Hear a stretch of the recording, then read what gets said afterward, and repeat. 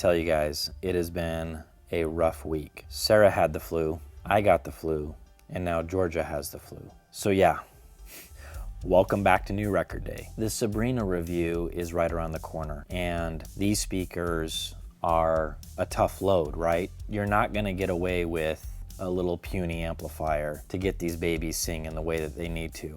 I knew that. I also knew that as fantastic as my Vinny Rossi Leo is, 50 watts into 8 ohms, it ain't gonna cut it. I do have the Encore power amps, right? So Class D, you've got 250 watts, plenty of power, plenty of current, no problem. I tried it and it sounded really good. But if I had to be honest with you guys, there's been something bothering me for quite some time. Behind my right shoulder here is the Modwright SWL9.0 all-tube anniversary preamp. I've had this guy for a couple of years now. After I met Dan, I'll leave the links down below, I did an interview with him. Really just a sweetheart of a guy. One of the nicest guys that I have ever met in the industry, easily. He was like, hey man, I want you to, do a review for me. And I was interested in this preamp. And so we exchanged information. He sent me out the demo unit and he never got a review. I basically folded up shop for, a good year. And Dan never bothered me. There was never any follow-up emails of, hey, what's going on? Where's my preamp?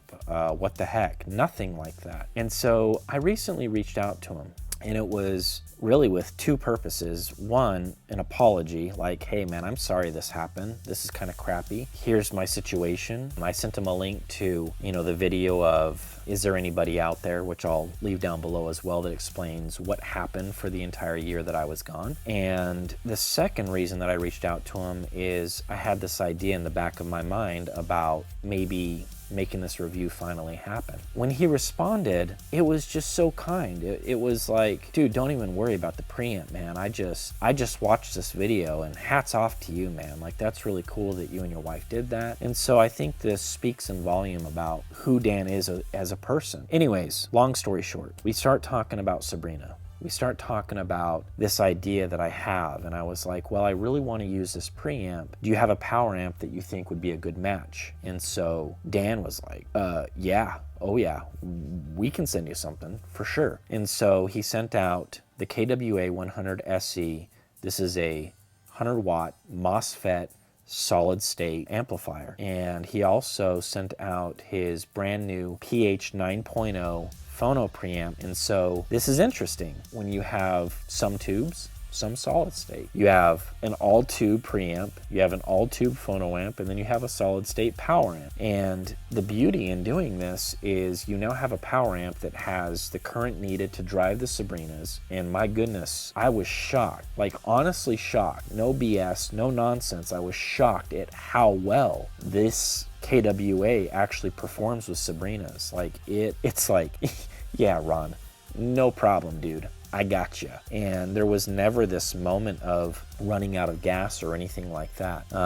So yeah, and with MOSFETs, the thing about it, I find that MOSFETs kind of walk that line, that perfect dividing line of the best of like the tone of tubes with the clarity, the speed, the resolution of really good solid state. Also, it's got the power section that it really needs to keep the music flowing, to keep things going. And when you have those big dynamic punches, it's able to recover very quickly, get back on its feet, and stay in the ring. And so it's a fantastic power amp for the Sabrinas. Also, something that I noticed, when I swapped out the Encores for the KWA, it really was one of those moments where you're like, oh, okay. Everything just got livelier. There was this presence to the music that I wasn't getting out of the Encores. When I go back to the Encores now, they do sound dark.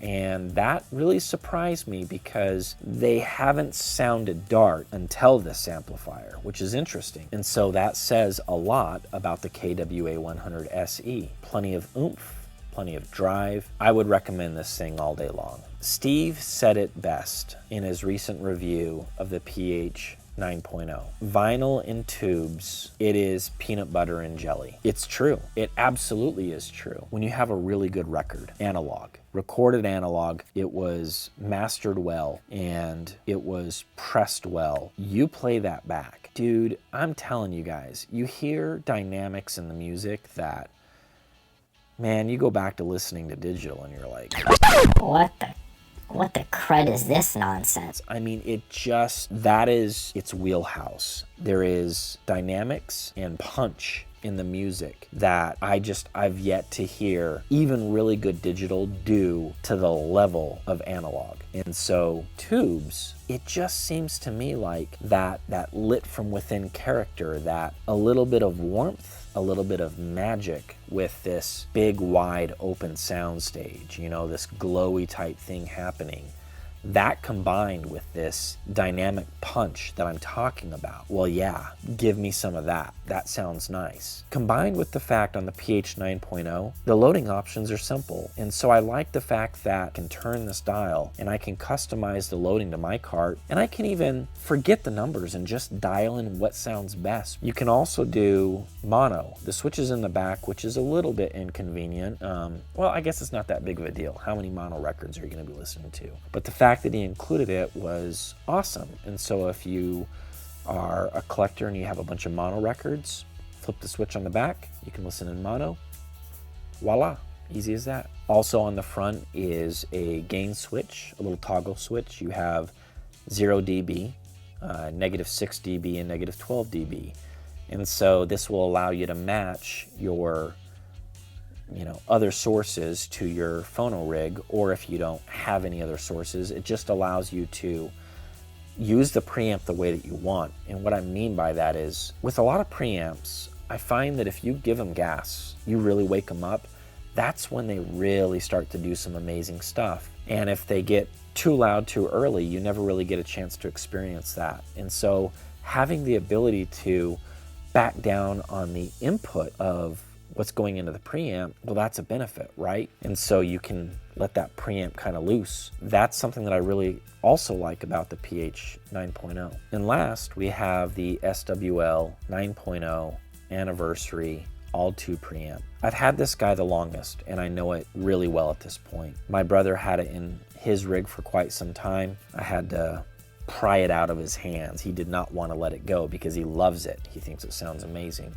And something that I've noticed about this preamp that, well, quite frankly, it doesn't happen very often. This is not the norm. I actually want to talk to Dan about this maybe in like a future podcast and ask him some questions and try to unravel this mystery that I've been thinking about. As I sat down today, I was like, this is the one thing that I really need to make sure you guys understand about this preamp, because it's really special. When you start turning up a preamp, like I said before, it seems to me that, you give it some gas and you turn that preamp up, that's when the music really comes to life. But most preamps have a point where they say, no more. You can keep turning that, and as you keep turning that, all that's going to happen is you get this wall of sound, and it's just gonna be loud, and it's not gonna be very pleasant. That doesn't happen with this preamp. I'm blown away by, you just keep going and it just keeps getting better. You have this sound stage where you can kind of duck and weave through all the instruments and navigate your way through the sound stage. And it's fascinating how well this preamp does this, because I gotta be honest with you, even with my Vinny Rossi Leo, there is this point where, and I know where it is, where it just says, I'm done. It's all I have to offer. And with this guy, I've yet to find it. What kind of magic, what kind of crack did you put inside of this thing, Dan, that makes it do this? Like, I can't wrap my head around this thing that it does. It's amazing. Now, in terms of its overall tone or its sound signature, well, this baby is an all-tube preamp. And I know that Dan did a great job with this design, because it has this character where it's like, hey, I've got this campfire warmth, right? You're gonna love it. You're gonna wanna keep coming back for more. And you're gonna wanna lean into the music because you've got this campfire warmth going on. But at the same time, I'm gonna give you some fireworks, right? I'm gonna give you enough detail retrieval to where it's just, you're getting both. You're not just getting the campfire warmth, which there's a lot of tube designs where that's all you get. And that's not necessarily a bad thing, but this balance that this guy has, it's just right down the middle, and it's gonna give you fireworks, it's gonna give you campfire warmth, little surprises, little nuggets in the music. Every now and then you're just gonna be like, wow, I've never heard that in this song before. And this baby, it does it all day long. So how do I feel about the Modwright gear? Well, the preamp is a no-brainer. I mean, at the asking price, all day long. It's one of those pieces where when I'm all done with all of this new record day stuff, that would be the kind of piece that I would be buying myself, for sure, without a doubt. The PH 9.0, super impressive and reasonably priced. I think that with the flexibility of the loading options, the gain options, it's all you could ever ask for in a great sounding, like really great holographic, open sounding tube phono preamp. The big boy, the brute, the KWA100 SE, it's not just about muscle. It sounds lush and beautiful, and it has this liveliness to it. So yeah, the Modwright stuff, it's freaking legit. Like, no joke, legit. Dan knows what he's doing, and I can't recommend it enough, honestly. No BS, no hyperbole. Set all that stuff to the side. This stuff is the real deal. And my voice is giving up on me. So, good night. See you guys next time. Oh, I hate you, Flu. I hate you.